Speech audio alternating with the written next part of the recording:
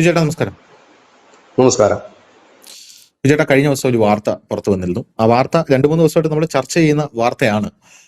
നമ്മുടെ പാകിസ്ഥാനിൽ നമ്മുടെ സിന്ധു നദീജല കരാർ നിർത്തലാക്കിയതുമായി ബന്ധപ്പെട്ട് 25 കോടി ജനങ്ങളാണ് പട്ടിണിയിലേക്ക് പോകുന്നത് എന്നുള്ളതാണ്. അപ്പൊ പാകിസ്ഥാനിലെ ഈ അസ്വസ്ഥതകളൊക്കെ ഇപ്പോൾ ദൃശ്യമായി തുടങ്ങി. അപ്പൊ സ്വാഭാവികമായിട്ട് അന്ന് നമ്മൾ ഈ വാർത്ത കൊടുത്തപ്പോൾ എല്ലാ മാധ്യമങ്ങളും ഇത് കൊടുത്തത് ഇതൊരു വാട്ടർ ബോംബാണ്, ഇത് ജല ബോംബാണ് എന്നാണ് ഒരു വാർത്ത കൊടുത്തത്. അതിനുശേഷം യഥാർത്ഥത്തിൽ നമ്മൾ ന്യൂസ് ഇന്ത്യ മലയാളം ഫോളോ ചെയ്യുന്നുണ്ടായിരുന്നു എന്താണ് അവിടെ നടക്കുന്നത്. അവിടെ ലക്ഷക്കണക്കിന് ആൾക്കാർ പല ഭാഗത്തു നിന്നും പലായനം ചെയ്തു പോകുന്നു, കൃഷി നശിക്കുന്നു, ജനങ്ങൾക്ക് വെള്ളമില്ലാത്ത ഒരു അവസ്ഥ വരുന്നു. അപ്പൊ പാകിസ്ഥാൻ പല മേഖലകളിലായിട്ട് പല തരത്തിൽ ഇന്ത്യയെ സമ്മർദ്ദം ചെയ്യാൻ നോക്കി, പ്ലീഡ് ചെയ്ത് നോക്കി, ഇന്ത്യക്ക് കത്തയച്ചു നോക്കി.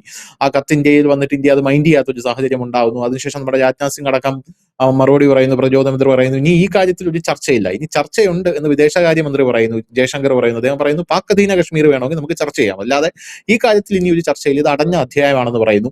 എങ്കിലും പാകിസ്ഥാൻ പ്രതീക്ഷ വെച്ച് പുലർത്തുന്നു. പക്ഷെ അതിനുശേഷം നമ്മൾ അവിടെ അണക്കെട്ട് പണിയുന്ന കാഴ്ചയാണ് കാണാൻ സാധിച്ചത്. അപ്പോൾ ഈ അണക്കെട്ട് കൂടെ വന്നു കഴിയുമ്പോൾ പാകിസ്ഥാൻ ഏകദേശം കാര്യങ്ങളിൽ ഒരു കൃത്യത, ക്ലാരിറ്റി വന്നു. കാരണം ഇനിയിപ്പോ ഒരു കാലത്തും ഞങ്ങൾക്ക് ആ വെള്ളം കിട്ടില്ല, തുറന്നു കിട്ടില്ല. കാരണം അവിടെ അണക്കെട്ട് പണിയാണ്. ഇപ്പോ അവിടെ മാത്രമല്ല, കടലിലൊരു അണക്കെട്ട് പണിയാണ്. അങ്ങനെ നരേന്ദ്രമോദിയുടെ ഒരു വിഷൻ, അദ്ദേഹം ഈ എന്നെങ്കിലും ഇത് നിർത്തേണ്ടി വന്നു കഴിഞ്ഞാൽ ഈ ജലം സംഭരിക്കാനായിട്ട് കനാലുകൾ ആദ്യം തന്നെ ഉണ്ടാക്കിയിട്ടിരുന്നു. ഇപ്പൊ അതിന്റെ മീതെ ഒരു അണക്കെട്ട് പണിയുന്നു. അപ്പോൾ പാകിസ്ഥാൻ ഏകദേശം മനസ്സിലായി. പോരാത്തതിന് നമ്മൾ അവർക്ക് കൊടുക്കുന്ന ആ ഒരു കാലാവസ്ഥാ നിരീക്ഷണത്തിന്റെ ഡാറ്റ അവർക്ക് കൊടുക്കാതെ ആകുന്നു. അങ്ങനെ പാകിസ്ഥാനിൽ ഒരു സമയത്ത് ഫ്ലഡ് വരുന്നു. അങ്ങനെ ഒരുപാട് കാര്യങ്ങൾ അവിടെ സംഭവിച്ചു. അപ്പൊ ഇതുകൊണ്ട് അവർ നട്ടം തിരിഞ്ഞുകൊണ്ടിരിക്കുകയാണ്. അപ്പൊ ഇത് വളഞ്ഞു മൂക്കി പിടിക്കുന്ന ഒരു രീതിയിൽ പാകിസ്ഥാൻ പല രാജ്യങ്ങൾ, പാകിസ്ഥാൻ ഒരു നല്ല ഇമേജ് ഉണ്ടാക്കാനായിട്ട് പല രാജ്യങ്ങൾ, ഇപ്പൊ ഇറാനുമായിട്ടുള്ള ഈ മധ്യസ്ഥത പോലും ഇന്ത്യയുമായിട്ട് ഞങ്ങൾക്കൊരു വിഷയമുണ്ട്, അതിൽ നിങ്ങളൊന്ന് ഇടപെടുമെന്ന് ലോക രാജ്യങ്ങളോട് പറയാനുള്ള ഒരു അടവായിട്ടാണ് അത് വ്യാഖ്യാനിക്കപ്പെടുന്നത്. അപ്പൊ ഈ ഒരു സാഹചര്യത്തിൽ കഴിഞ്ഞ ദിവസം പാകിസ്ഥാന് സകല നിയന്ത്രണങ്ങളും വിട്ടു പാകിസ്ഥാൻ. കാരണം എല്ലായിടത്തും കലാപം നടക്കുകയാണ്. POK കലാപം നടക്കുകയാണ്. ഇവിടെ നമ്മുടെ ഖൈബർ പഖ്തൂൺഖയിൽ വലിയ വിഷയം നടക്കുകയാണ്. ബലൂചിസ്ഥാനിൽ വലിയ വിഷയം നടക്കുകയാണ്. അവിടെ ഇപ്പോൾ അമേരിക്ക ഇടപെട്ട് ബലൂചിസ്ഥാൻ ലിബറേഷൻ ആർമിക്ക് ഫ്രീ ഹാൻഡ് കൊടുത്തിട്ടുണ്ട്. അതായത് ഇവരെ തീവ്രവാദ സംഘടനയിൽ നിന്ന് ഉൾപ്പെടുത്താൻ പറ്റില്ല എന്ന് പറഞ്ഞിട്ടുണ്ട്. അങ്ങനത്തെ വിഷയമുണ്ട്. അപ്പൊ ആ സാഹചര്യത്തിൽ ബലൂചിസ്ഥാൻ അകത്തേക്ക് കയറി പാകിസ്ഥാൻ അടിക്കുന്ന ഒരു സാഹചര്യം ഉണ്ടായിട്ടുണ്ട്. അവിടെയുള്ള തീവ്രവാദി ഇരച്ചു കയറി അടിച്ചു എന്നാണ് നമ്മൾ വാർത്തയിൽ കൂടെ നമുക്ക് മനസ്സിലാക്കാൻ സാധിക്കുന്നത്. കഴിഞ്ഞ ദിവസം 25 കോടി ജനങ്ങൾ ഇവിടെ വലിയ വിഷയത്തിലാണ്. അതുകൊണ്ട് ഞങ്ങൾ ഇതൊരു യുദ്ധ പ്രഖ്യാപനമായിട്ട് കാണുന്നു എന്ന് പറഞ്ഞ് യുദ്ധത്തിനുള്ള ഒരു പോർവിളി പാകിസ്ഥാൻ നടത്തിയിട്ടുണ്ട്. അത് കഴിഞ്ഞുണ്ടാകുന്ന വാർത്തയാണ് ഏറ്റവും നമ്മളെ ആശങ്കപ്പെടുത്തുന്നത്. ഇപ്പൊ പൂഞ്ച് മേഖലയിലെ രജൌരി സെക്ടറിൽ കഴിഞ്ഞ ദിവസം പാകിസ്ഥാൻ വെടിനിർത്തൽ ലംഘനം നടത്തി എന്നുള്ളതാണ് വലിയ വാർത്തയായിരുന്നു. അതായത് അവിടെ നമ്മൾ ഒരുപാട് നാളായി ഇത് കേട്ടിട്ട്. UPയുടെ കാലത്തും നരേന്ദ്രമോദി വന്ന ആദ്യത്തെ സമയത്തും കശ്മീരിൽ 370 എടുത്തു മാറ്റുന്നതിന് മുമ്പുള്ള ആദ്യത്തെ സമയത്തൊക്കെ നമ്മൾ ഡെയിലി രാവിലെ എണീക്കുമ്പോൾ ഈ വാർത്ത കേട്ടാണ് നമ്മൾ എഴുന്നേൽക്കുന്നത്. അവിടെ സൈനികർ തിരിച്ച് വെടിവെയ്പ്പ് നടത്തി, ഇവിടെ ഇങ്ങോട്ട് വെടിവെയ്പ്പ് നടത്തി എന്നൊക്കെ ഉള്ളൂ. അപ്പൊ കഴിഞ്ഞ ദിവസം ഈ ഓപ്പറേഷൻ സിന്ദൂറിൽ നിർത്തിവെച്ച സാധനമാണ്. ഇവര് കാല് പിടിച്ചിട്ടാണ് നമ്മൾ നിർത്തിവെച്ചത്. ഇനി വെടിവെക്കരുത് എന്ന് പറഞ്ഞ് കാല് പിടിച്ച് സാഷ്ടാംഗം പ്രണമിച്ച് നിർത്തിവെച്ച ആ സാധനം കഴിഞ്ഞ ദിവസം ഒരു പുനരാരംഭിച്ചിരിക്കുന്നു. അതായത് ഇവര് വെടിവെച്ചിരിക്കുന്നു. സൈന്യം തിരിച്ചടിച്ചു എന്നുള്ള റിപ്പോർട്ടുണ്ട്. പോലെ തന്നെ ജാഗ്രത പ്രഖ്യാപിച്ചിട്ടുണ്ട് എന്നുള്ള വാർത്തകളും പുറത്തു വരുന്നുണ്ട്. ജാഗ്രതയാണ്, ഇനി ഒന്നും നോക്കിയിട്ട് കാര്യമില്ല, സമ്പൂർണ്ണമായിട്ട് ആ ഏരിയയിൽ ജാഗ്രത പ്രഖ്യാപിച്ചിട്ടുണ്ട് എന്നുള്ളതാണ് നമുക്ക് മനസ്സിലാക്കാൻ സാധിക്കുന്നത്. അപ്പൊ അതിനിടയിൽ ഈ ഒരു യുദ്ധത്തിന്റെ അലയൊലികൾ വീണ്ടും നമ്മുടെ പടിവാതിൽക്കൽ എത്തുകയാണോ എന്നുള്ളത് ആദ്യത്തെ ചോദ്യം. രണ്ടാമത്തെ ചോദ്യം, നമ്മുടെ പാകിസ്ഥാനുമായിട്ട് ഉള്ള ഒരു ബന്ധം അതൊരു നല്ല ബന്ധത്തിലേക്ക് പോകണം എന്ന് കഴിഞ്ഞ ദിവസം നമ്മുടെ RSS മേധാവി മോഹൻ ഭാഗവത് പറഞ്ഞിട്ടുണ്ട്. അപ്പൊ എനിക്ക് വളരെ അത്ഭുതം തോന്നി. അത് എനിക്ക് മാത്രം തോന്നുന്നതാണെന്ന് എനിക്കറിയില്ല. കാരണം പാകിസ്ഥാനുമായിട്ട് ഇനി എന്ത് നല്ല ബന്ധമാണ് എന്ന് പല ആൾക്കാരും പല ആംഗിളിൽ കാലക്കസ് ചെയ്ത് തേഞ്ഞു പോയ ഒരു സബ്ജക്റ്റാണ് ഈ പാകിസ്ഥാനുമായി നല്ല ബന്ധം. എപ്പോഴൊക്കെ നല്ല ബന്ധത്തിന് പാകിസ്ഥാനുമായിട്ട് കൈ കൊടുത്തിട്ടുണ്ടോ അപ്പോഴൊക്കെ നമ്മളെ ബാക്ക് സ്റ്റാബ് ചെയ്യുന്ന പാകിസ്ഥാനെയാണ് നമുക്ക് കാണാനായിട്ട് സാധിക്കുന്നത്. ഒരു കാലത്തും ഒരു തരത്തിലും നല്ല ബന്ധം സാധ്യമല്ല. അങ്ങനെയാണ് അവസാനം നമ്മുടെ പ്രതിരോധ മന്ത്രി പറഞ്ഞത് ഭൂപടത്തിൽ നിന്ന് വരെ തുടച്ചു നീക്കണമെന്ന്. അപ്പൊ ആ ഒരു പാകിസ്ഥാനെ കുറിച്ച് എന്തിനാണ് നമ്മുടെ സർസംഘ ചാലക്ക് നല്ല ബന്ധം വേണം, അദ്ദേഹം അത് പറയണമെങ്കിൽ എന്തെങ്കിലും ഒരു കാരണം അതിനകത്ത് ഒളിഞ്ഞിരിക്കണം, അപ്പൊ നല്ല ബന്ധം വേണമെന്ന് പറഞ്ഞത് എന്നുള്ള ഒരു ചോദ്യം കൂടെ എനിക്കുണ്ട്.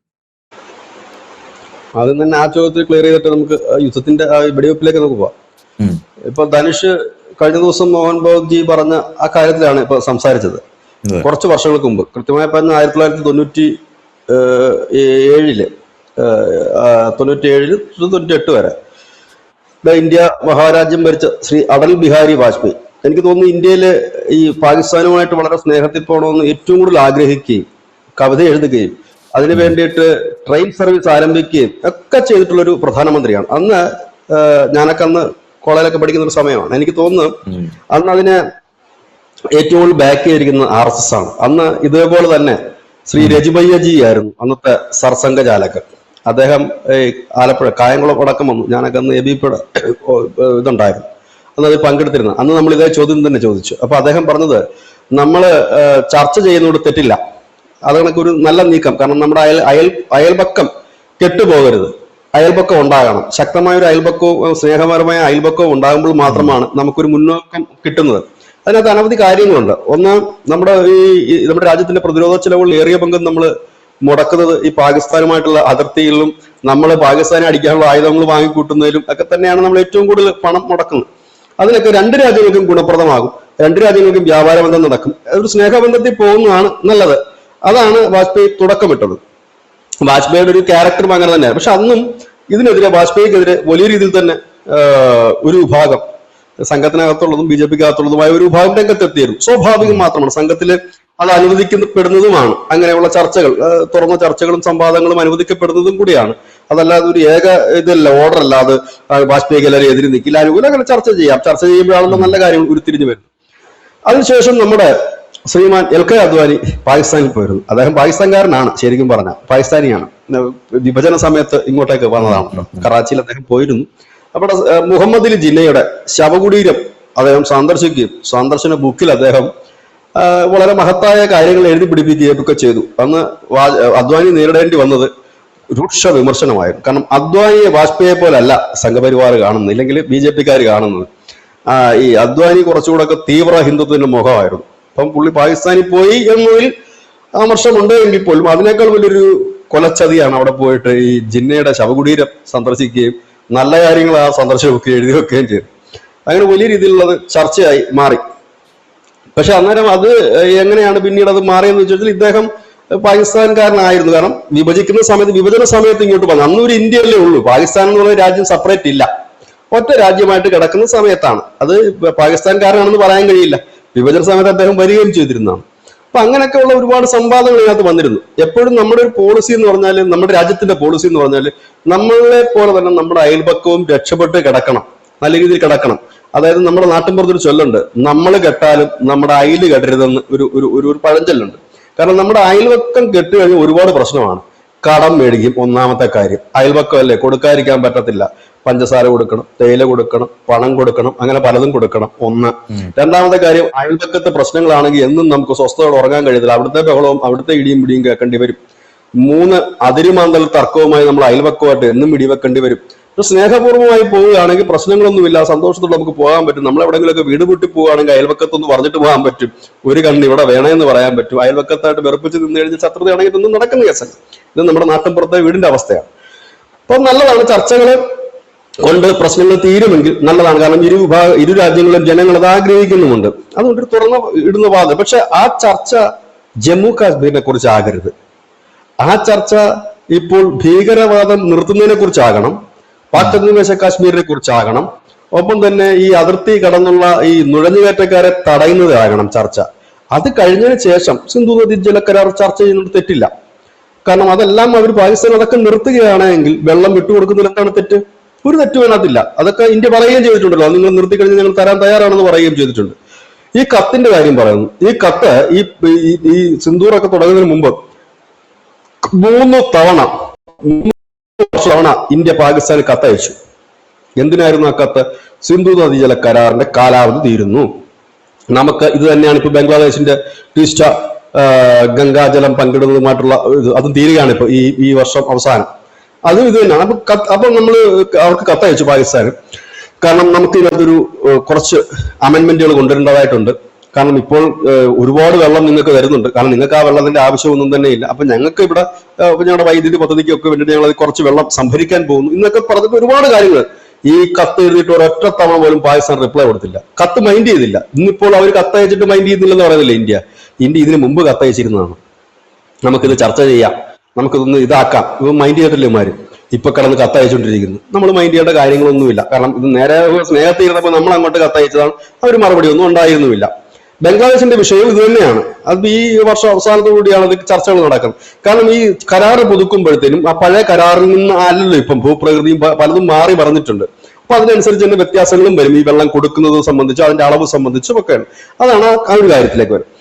ഇപ്പോഴത്തെ ഒരു പ്രധാന പ്രശ്നം എന്ന് വെച്ച് കഴിഞ്ഞാല് പാകിസ്ഥാന് ഇപ്പോൾ വെടിവെപ്പാണ്. സാധാരണഗതിയിൽ അവർ അതിർത്തിയിൽ ഇപ്പൊ ഇതിപ്പോ ഇന്റർനാഷണൽ ബോർഡറിലാണ് വെടിവെപ്പ് നടന്നിരിക്കുന്നതാണ് മനസ്സിലാക്കാൻ കഴിയും. സാധാരണഗതിയിൽ ഇവർ വെടിവെപ്പ് നടത്തുന്നതെന്ന് വെച്ച് കഴിഞ്ഞാൽ നമ്മുടെ അതിർത്തിയിലുള്ള സൈനികരുടെ ശ്രദ്ധ തിരിച്ചുവിടുക.